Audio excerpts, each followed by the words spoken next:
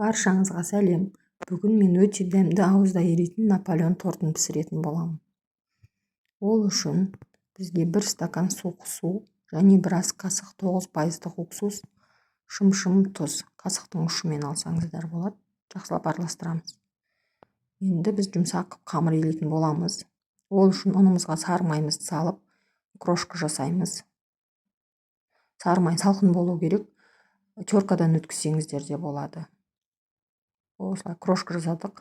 Крошкамызға 1 жұмыртқамен жаңағы стакандағы суымызды құйып отырып, жұмсақ қылып қамыр елейміз. Стакандағы судың барлығын құйып жібермеңіздер. Көп болып кетуі мүмкін. Шетінен құйып отырамыз. Осылай қамыр елеп аламын. Осы қамырымды кішкене күлшелерге бөліп, тоңазытқышқа сап қоямын. Холодильникке 1 сағатқа, жарты сағатқа салып алсаңыздар болады. Енді холодильниктен шыққан қамырымызды жаямыз жұқалап. Өте жұқалап жаясыздар. Енді осындай кастрюляның крышкасы бар, сонымен ойып алам. Және қалған қамырды мен пісіріп алам да бетіне себуге пайдаланамын.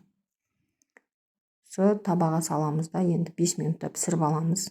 Қызып тұрған пеште. Осылай вилкамен тесіп қойыңыздар. Мен бәрін жайып алдым.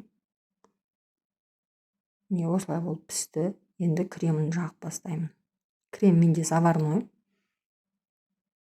Барлығының арасына крем жағып шығамыз. Ең соңғы тестаны қойған кезде бетін жақсылап басу керек болады. Артық кремдерінің бәрі шығады, жан-жағын бәрін тегістеп аламыз. Мен басуды ұмытып кеттім, қолыма салафан пакет киіп алдым. Осылай жан-жағындағы артық кремдердің бәрін жағып әдемілеп шығамыз. Енді бетіне крошкамызды сеуіп, холодильникке 2-3 сағатқа қоямыз. Менің тортым дайын болды. Кесіп көреміз. Өте дәм керемет болды.